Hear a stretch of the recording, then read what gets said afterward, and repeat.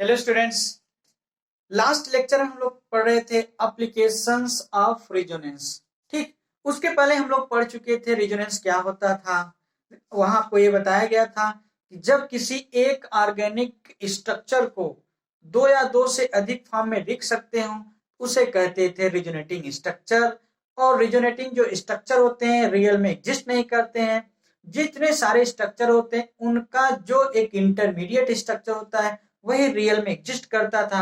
ऐसे स्ट्रक्चर को हम कहते थे रिजोनेंस हाइब्रिड। ठीक, ये सब सारी चीजें आपको बताई गई थी। क्या कंडीशन होते हैं रिजोनेंस की, कब ये शो करता है कब नहीं करता है, इसके बहुत से एग्जाम्पल लेके हम आपको प्रैक्टिस भी कराए थे। ठीक ना।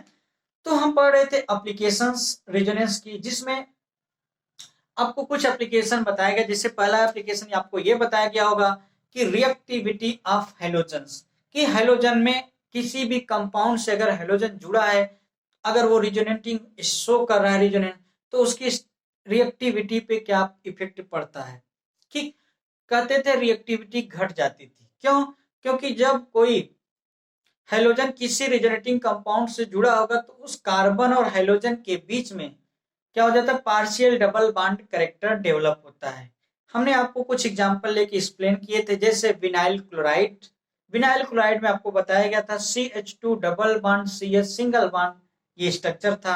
ठीक, विनाइल क्लोराइड तो आप वहां देखे थे क्लोरीन पर लोन पेयर इलेक्ट्रॉन होते हैं तीन, तो तीन lone pair electron single double bond आपस में कॉन्जुगेशन के कारण उसमें विनाइल क्लोराइड में रेजोनेंस था।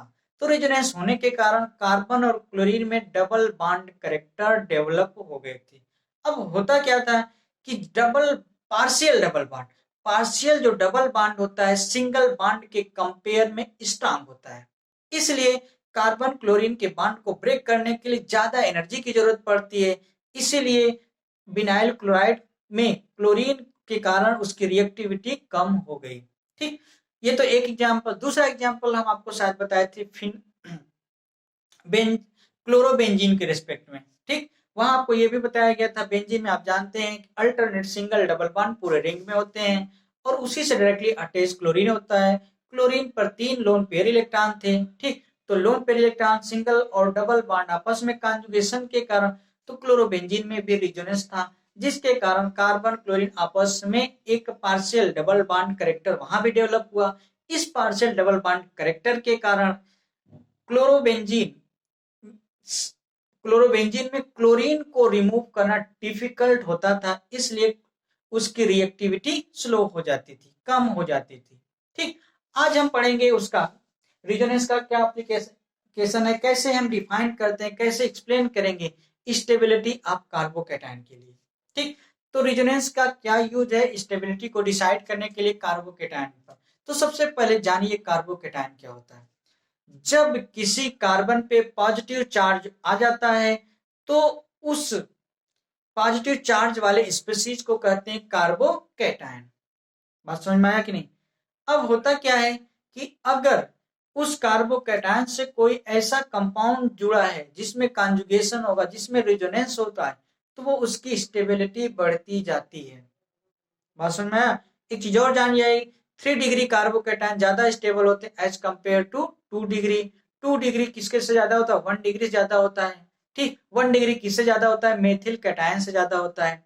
तो ओवरऑल कहने का क्या मतलब, अगर कार्बोकैटायन से रेजोनेंस जुड़ा होगा तो जितने रेजोनेटिंग स्ट्रक्चर कार्बन से ज्यादा जुड़े होंगे उसकी स्टेबिलिटी ज्यादा होती जाएगी।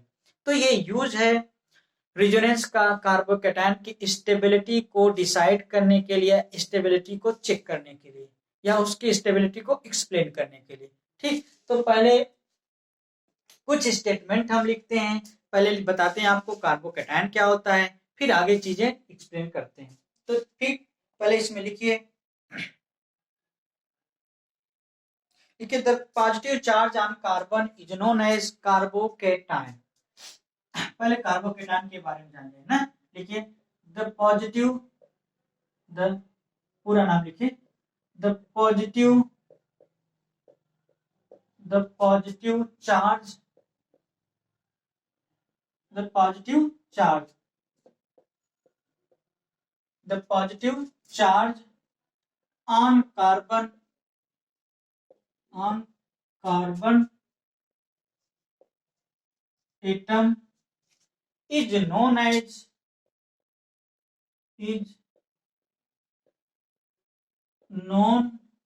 As carbocation.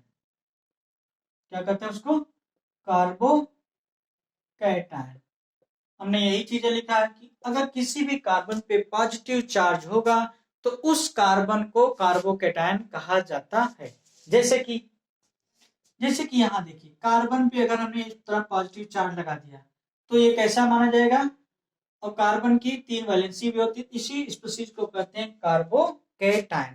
तो कार्बोकैटायन क्या होता है हम यहाँ पर डिस्कस कर दिए, ठीक है ना। चलिए देखते हैं अब स्टेबिलिटी कैसे कार्बोकैटायन से रेजोनेंस से अफेक्टेड होती है इसकी बात करते हैं। होता क्या कि जैसे जैसे कार्बोकैटायन में रेजोनेंस बढ़ता जाता है उसकी स्टेबिलिटी भी बढ़ती जाती है। ठीक, कहते हैं कि 3 डिग्री का कार्बोकैटायन 2 डिग्री से ज्यादा स्टेबल होता है, 2 डिग्री का 1 डिग्री से ज्यादा स्टेबल होता है, 1 डिग्री का कार्बोकैटायन मेथिल कार्बोकैटायन से ज्यादा स्टेबल होता है।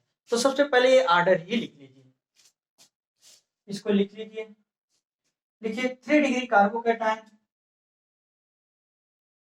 3 डिग्री कार्बोकैटायन किससे ज्यादा होता है? 2 डिग्री से ज्यादा स्टेबल होता है, 2 डिग्री कार्बोकैटायन से। ठीक, 2 डिग्री का जो कार्बोकैटायन होता है 1 डिग्री के कार्बोकैटायन से ज्यादा स्टेबल होता है। ठीक, 1 डिग्री का जो कार्बोकैटायन होता है मेथिल के कार्बोकैटायन से ज्यादा स्टेबल होता है। तो ओवरऑल हमने स्टेबिलिटी का एक ऑर्डर लिख दिया है कार्बोकैटायन का। 3 डिग्री सबसे देखेंगे सबसे ज्यादा स्टेबल, फिर 2 डिग्री, फिर 1 डिग्री। स्टेबिलिटी का कौन सा ऑर्डर है? ये decreasing order of stability. Arrow नीचे, इसका मतलब डिक्रीज ना, डिक्रीजिंग ऑर्डर ऑफ स्टेबिलिटी। ये स्टेबिलिटी का डिक्रीजिंग ऑर्डर है। बात समझ आ रहा है कि नहीं? अब देखिए रिजोनेंस से क्या इफेक्ट पड़ता है। कहते हैं कि जैसे जैसे कार्बोकैटायन पर रिजोनेंस बढ़ता जाता है उसकी स्टेबिलिटी उस कार्बोकैटायन की बढ़ती जाती है। ठीक, तो नए पॉइंट से आप लिख लीजिए, लिखिए। देखिए as the resonance increases at carbocation, नया पॉइंट बना के लिखिए। As the resonance, as the resonance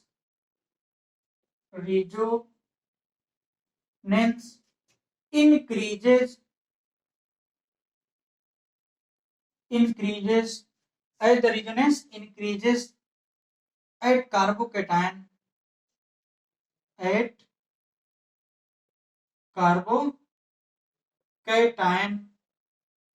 stability of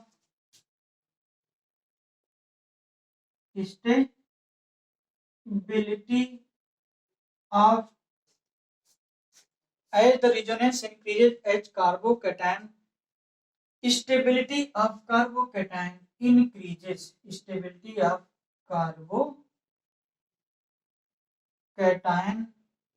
also increases। ठीक, हम क्या बताने की कोशिश किए हैं? यही कि जैसे जैसे कंपाउंड में रेजोनेंस बढ़ता जाएगा उसकी स्टेबिलिटी भी बढ़ती जाएगी। ठीक, तो चलिए इसको एक एग्जांपल के थ्रू सीखते हैं, है ना। जैसे देखिए फॉर एग्जांपल लेते हैं, सारी चीजें इसको एक्सप्लेन करते हैं। चलो इसको रफ कर देते हैं।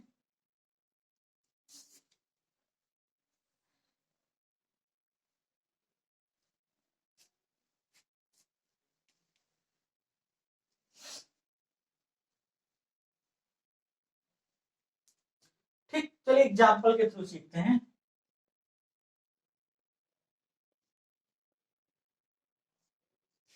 है ना। जैसे हम चलिए देखते हैं कुछ कंपाउंड लेते हैं रेजोनेंस के रिस्पेक्ट में सिखाने की कोशिश करते हैं आपको। जैसे मान लीजिए ये कोई कार्बोकेटायन है, कार्बोकेटायन से अगर रिजोनेटिंग स्ट्रक्चर जोड़ दिए जाए, यानी कि पूरे कुछ ऐसे कंपाउंड लगे हों जिसपे रिजोनेंस हो, जैसे मान लीजिए इससे कुछ जुड़ा है ये,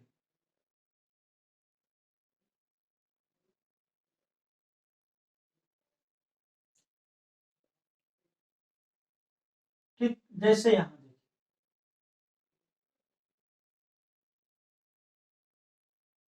ठीक, जैसे double single double single double, ठीक, कुछ एक कंपाउंड जुड़ा है, कोई एक कंपाउंड ये है, उसी तरह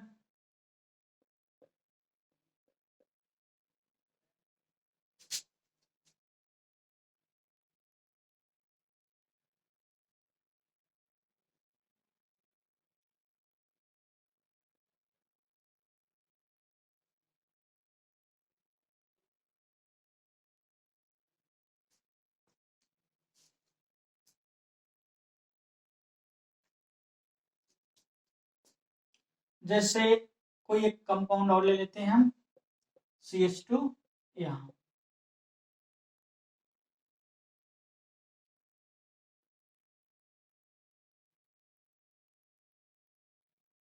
double single double single double, है ना। और जैसे मान लीजिए ये कोई और कार्बोकेटायन और ले लेते हैं हम, ये, ठीक है ना। जैसे मान लीजिए यहाँ पर आपको 4 कंपाउंड दिख रहे हैं, कह दिया गया कि इस कंपाउंड को आप इन डिक्रीजिंग ऑर्डर में अरेंज करिए देयर स्टेबिलिटी। तो सबसे पहले चेक करेंगे रिजोनेंस, जिस कंपाउंड में जितना ज्यादा रिजोनेंस होगा उसको उतना ज्यादा स्टेबल मानेंगे, उसकी स्टेबिलिटी उतना ज्यादा होगी, ठीक। अब देखिए ये कार्बोकेटायन है, कार्बन से पॉजिटिव चार्ज लगा जिसका मतलब कार्बोकेटायन है। अब यहां से एक बेंजीन रिंग, दूसरा और तीन, तीन फिनाइल या बेंजीन रिंग लगे हैं, सभी में देखो alternate double single double single double single है, तो पूरे तीनों बेंजीन रिंग में रिजोनेटिंग स्ट्रक्चर है, तो तीन रिजोनेंस शो करने वाले ग्रुप लगे हैं इससे, और इसमें देखिए इसमें दो रेजोनेंस शो करने वाले ग्रुप लगे हैं बेंजीन, और इसमें देखिए एक, और इस वाले मेथिल के कार्बोकेटायन में कोई रिजोनेटिंग स्ट्रक्चर नहीं लगा है। इसका मतलब सबसे ज्यादा स्टेबल कौन होगा, ये वाला, फिर कौन सा, ये वाला, फिर कौन सा, ये वाला, ठीक। ये तो स्टेबिलिटी का ऑर्डर रेजोनेंस होगा। अब देखो कौन सा, पहले देखो 3 डिग्री का कार्बोकेटायन कौन है, 3 डिग्री का कार्बोकेटायन ये है, देखो 3 डिग्री 2 डिग्री 1 डिग्री क्या होता है इसको देखो, जब किसी कार्बन, कोई कार्बन एक कार्बन से जुड़ा होता है तो उसे क्या कहते हैं, 1 डिग्री का। जब एक कार्बन दो अगल बगल कार्बनों से जुड़ा होता है, तीन अगल बगल, तो 3 डिग्री का कहते हैं। जब दो कार्बनों से जुड़ा होगा तो 2 डिग्री कहेंगे। अब सोचो ये कार्बन, एक कार्बन यहां से जुड़ा, एक कार्बन यहां से, एक कार्बन यहां से, तो टोटल ये कौन सा डिग्री का कार्बन है, 3 डिग्री का कार्बोकेटायन है। ये वाला देखो दो अलग अलग कार्बन जुड़ा है यहाँ यहाँ, ये 2 डिग्री का हो गया। ये कौन सा है, ये अपने बगल एक कार्बोकेटायन जुड़ा है, तो ये 1 डिग्री का कार्बोकेटायन, इसकी कोई डिग्री नहीं होगी क्योंकि अपना अकेले है ना। तो स्टेबिलिटी का ऑर्डर भी देखो 3 डिग्री 2 डिग्री 1 डिग्री ये सब, तो हमने कौन सा ऑर्डर लिख दिया यहाँ पे, decreasing order of stability, decreasing order of stability due to, क्यों ऐसा होता है, due to decrease in resonance, due to resonance character, ठीक। तो जैसे जैसे रेजोनेंस कैरेक्टर घट रहा है, स्टेबिलिटी भी मॉलिक्यूल की घटती जा रही, कार्बोकेटायन की स्टेबिलिटी घट रही। तो ये एक एप्लीकेशन ये था स्टेबिलिटी को चेक करने के लिए, ठीक। इसी तरह कार्बन एनायन की भी स्टेबिलिटी रेजोनेंस से भी डिसाइड होती है। तो हम नेक्स्ट एप्लीकेशन आप पढ़ेंगे इसकी, स्टेबिलिटी ऑफ कार्बन एनायन, तो इसको रब कर देना चाहिए।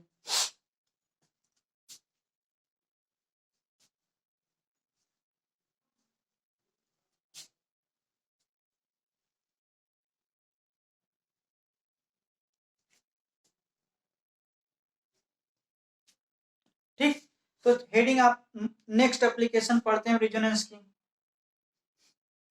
स्टेबिलिटी ऑफ कार्बेनाइन, यानी कि फोर्थ एप्लीकेशन पढ़ेंगे हम। क्या? Stability of कार्बेनाइन,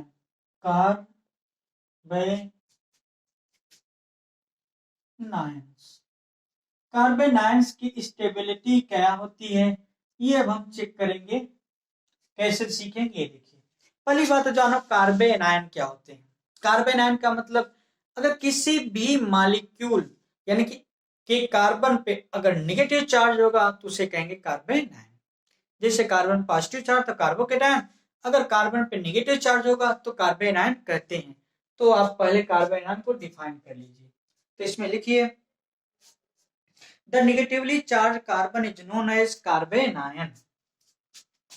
the negatively charge, the negatively charged, negatively charge मतलब negative charge, negatively charge carbon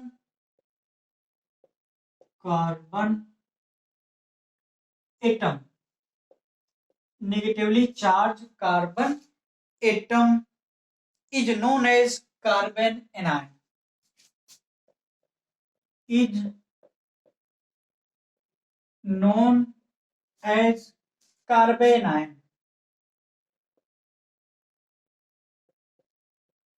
कार्बेनाइन, तो हमने कार्बेनाइन को यहाँ पर डिफाइन कैसे किया? अगर किसी भी कार्बन पे अगर नेगेटिव चार्ज होगा तो उसे कार्बेनाइन कहते हैं। या इसको इस तरह से भी लिख सकते हैं, कार्बन पे क्या होना चाहिए? नेगेटिव चार्ज, तो उसे क्या कहते हैं? कार्बेनाइन कहते हैं। ठीक है ना? चलिए अब देखते हैं हम। देखिए, अभी आपको बताए थे कि स्टेबिलिटी अगर कार्बेनाइन की देखें तो होता क्या है कि 1 डिग्री का कार्बन एनायन सबसे ज्यादा स्टेबल, फिर 2 डिग्री का, फिर 3 डिग्री का, फिर मेथिल का कार्बन एनायन होता है। बात समझ में आया नहीं? लेकिन रिजोनेंस के अकॉर्डिंग देखें तो जिसमें ज्यादा रिजोनेंस होगा वो कंपाउंड ज्यादा स्टेबल होगा। तो पहले वो ऑर्डर लिख लीजिए। थोड़ा सा यहाँ डिग्री से रिजोनेंस में थोड़ा सा कंट्रोवर्सी है ना, थोड़ा सा उसका पॉइंट अलग है। तो लिख लीजिए ऐसे, ये ऑर्डर लिख लीजिए। 3 डिग्री, ऐसे स्टेबिलिटी लिखिए।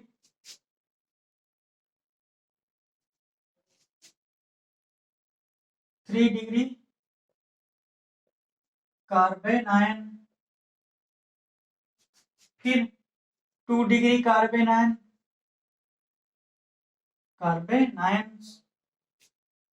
फिर 1 degree carbon ion,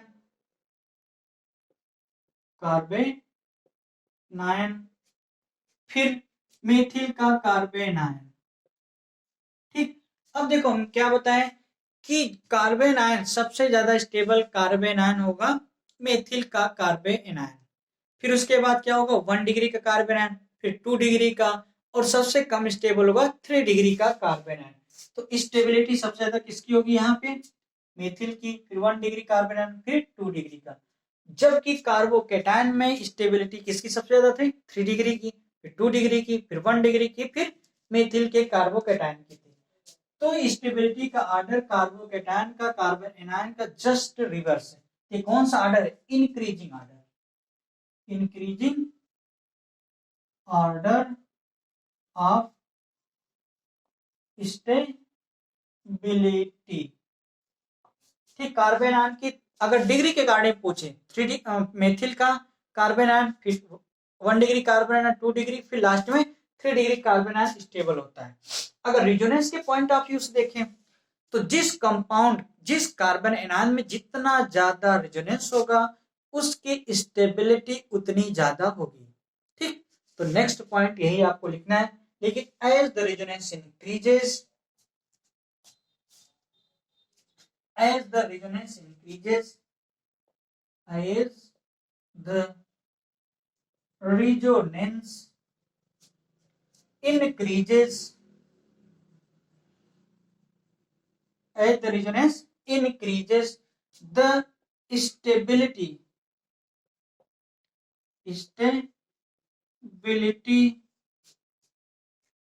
of carbon anion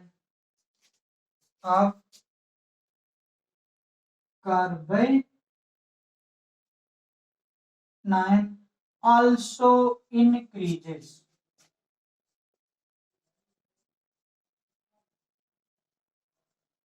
ठीक, हमने यही बताया कि जैसे जैसे स्टेबिलिटी बढ़ती जाए, जैसे जैसे रिजोनेंस कंडीशन बढ़ेगा, स्टेबिलिटी भी बढ़ती जाएगी कार्बन एनायन की। ठीक, तो चलिए इसको एग्जांपल के थ्रू सीखते हैं।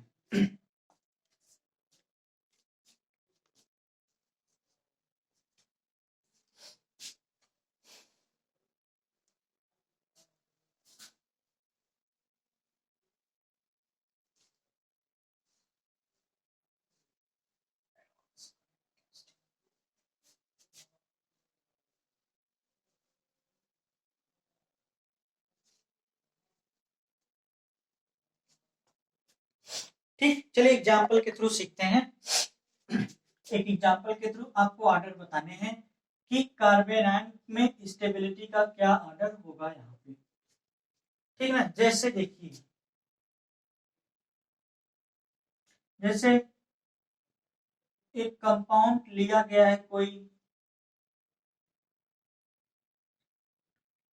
इससे 3 बेंजीन रिंग जुड़े हुए हैं, 3 फिनाइल ग्रुप लगे हुए हैं, है ना।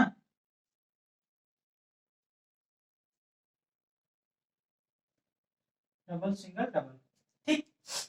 और जैसे कोई और भी कंपाउंड है,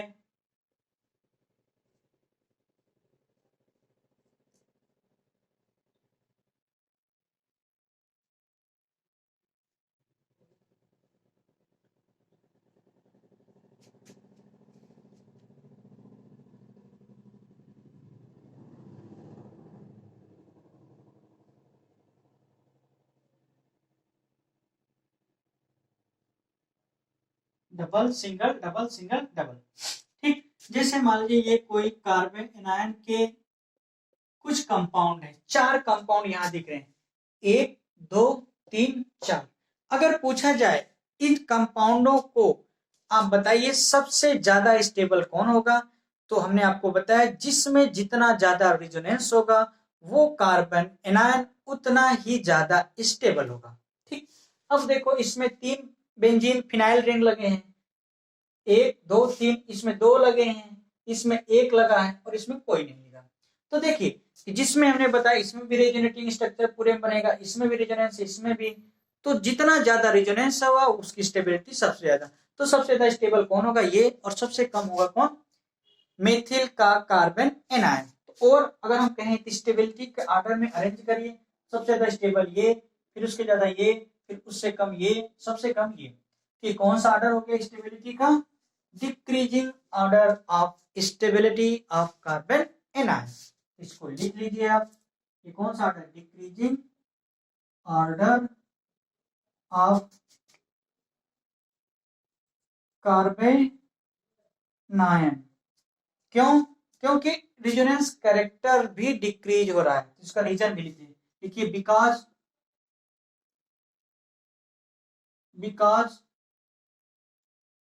रेजोनेंस या एरोमेटिक कैरेक्टर या resonance character decreases, character decreases.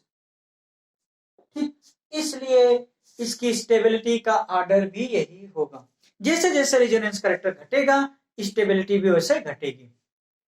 ठीक, ये तो था रेजोनेंस और उसके एप्लीकेशन। अब हम नेक्स्ट टॉपिक पढ़ेंगे हाइपर कॉन्जुगेशन, जो कि बहुत ही ज्यादा इंपॉर्टेंट है।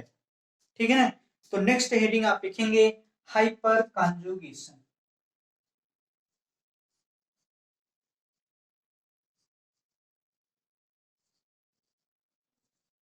Hyper conjugation.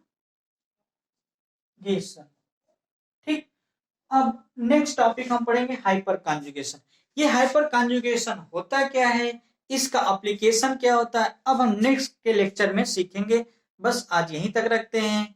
ठीक, हम आपसे बार बार कह रहे हैं कि लेक्चर को देखिए, पेन पेपर का यूज करिए, नोट्स बनाइए, रिवाइज करिए। कोई प्रॉब्लम होती है तो अपने डाउट को कॉल करके हमसे कांटेक्ट करके क्लियर करते रहिए।